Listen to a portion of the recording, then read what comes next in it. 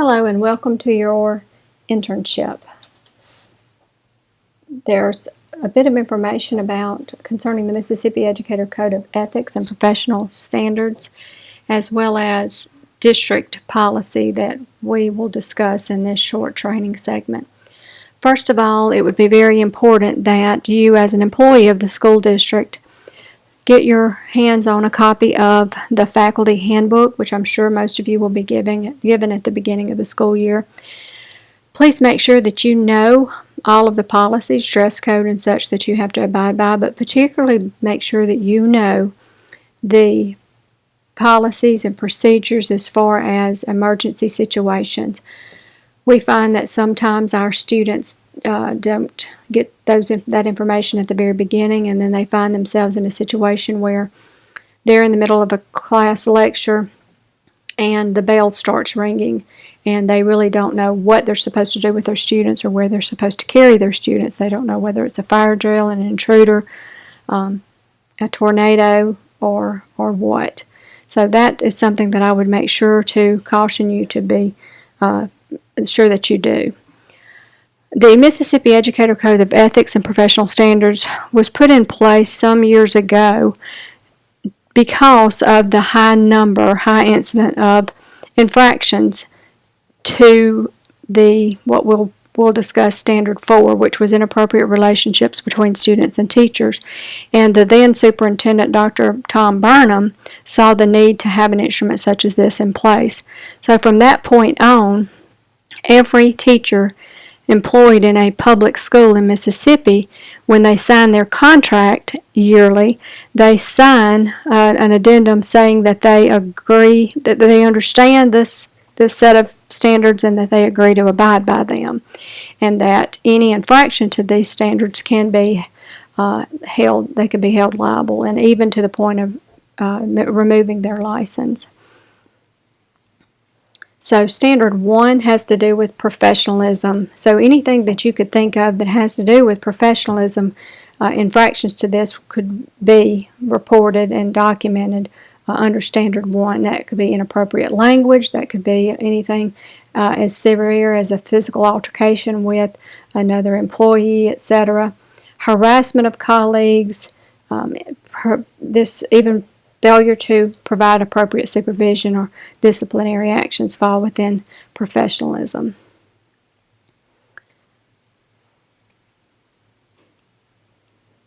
Standard 2, trustworthiness, would be basically anything that, examples of this would be when you applied for the position. If the administration later on finds that something that you put within your application was not correct, that's even grounds for immediately dismissing you if you are not truthful in that application. Student evaluations, reasons for absences or leave would fall within this area of trustworthiness as well. Standard 3 would be any felony or sexual offense.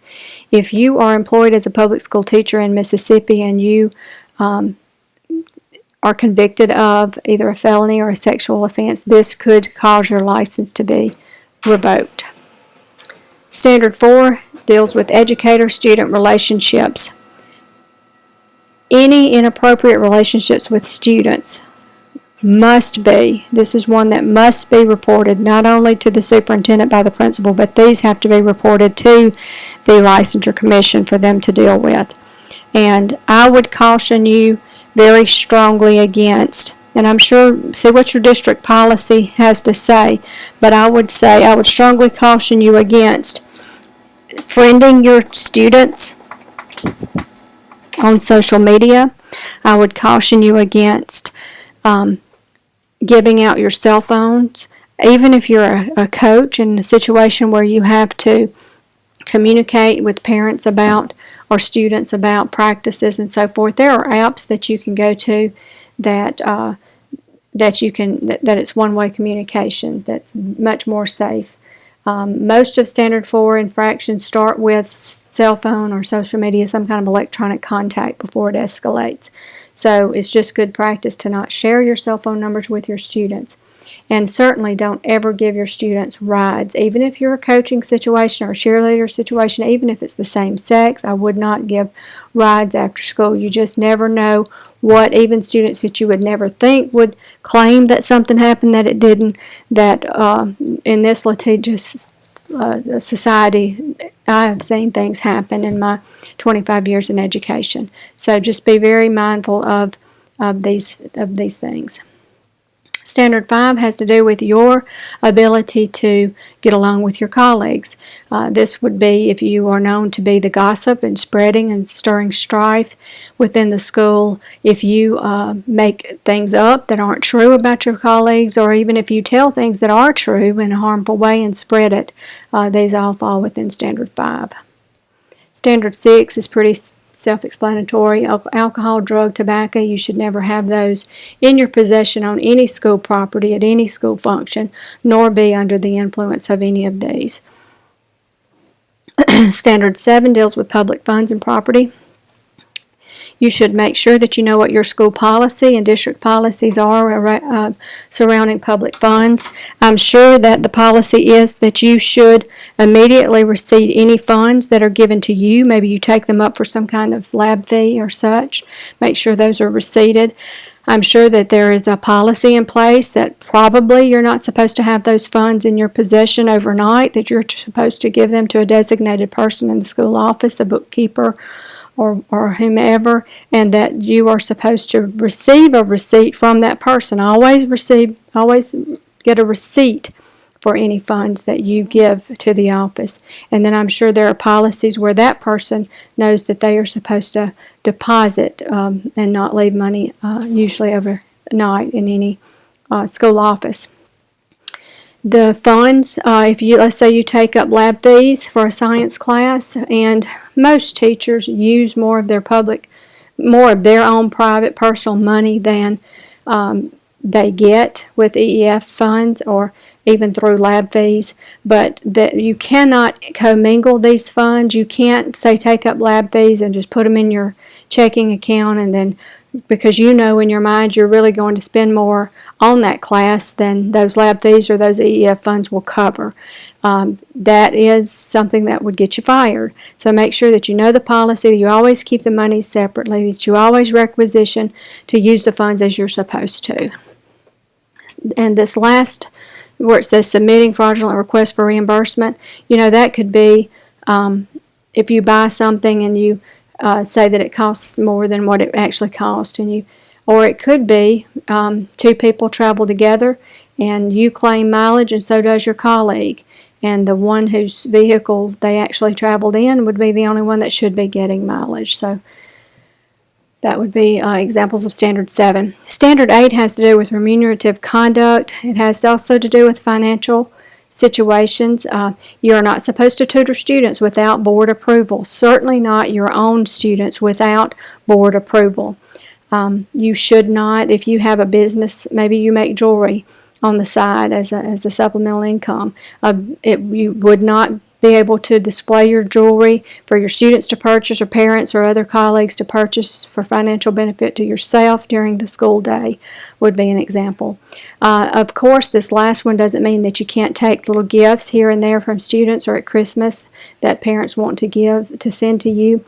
What this means is, let's say you have a student that's on the borderline of failing, and that student has rich parents, and that the parents say, oh, we're going to give you a cruise this summer to Hawaii, to all the islands or whatever. Something of that magnitude that would impair your professional judgment is what this standard deals with.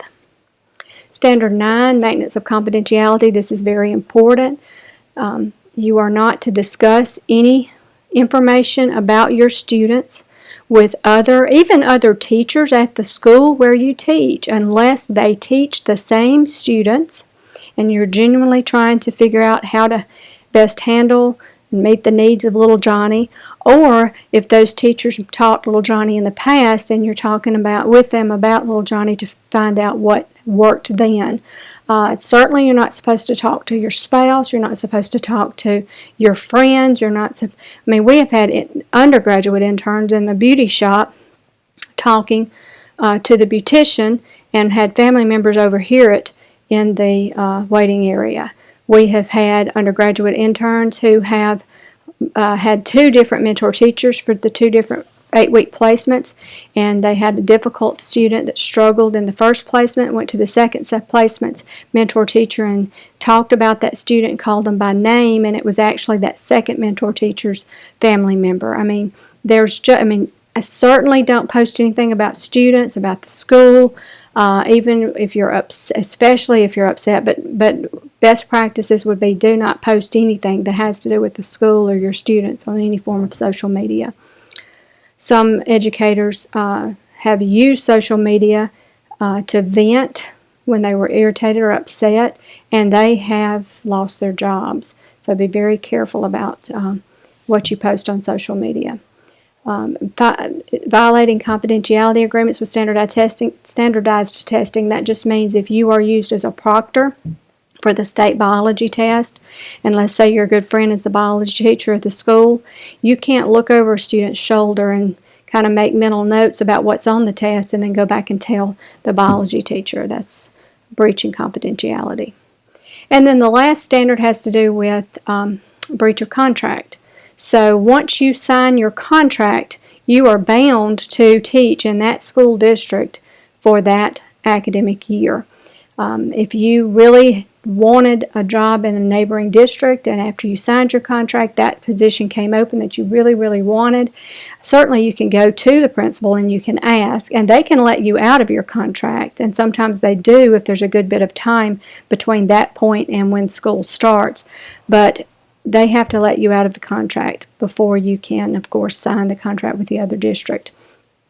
The school the school board can decide to, if you abandon the contract, if you just say, no, I'm not going to teach there, I'm going to teach in this neighboring district, I refuse. They can go to the Mississippi Educator Licensure Office, the Certification Commission, Licensure Commission. They can go and ask that they revoke your license, suspend your license for a year, and that would be a calendar year. So just be mindful of that. And then refusing to perform services required by the contract. Basically, if you refuse to do something that's within your duty as the teacher of record, the school district would count that as insubordination, and that would be a breach of Standard 10.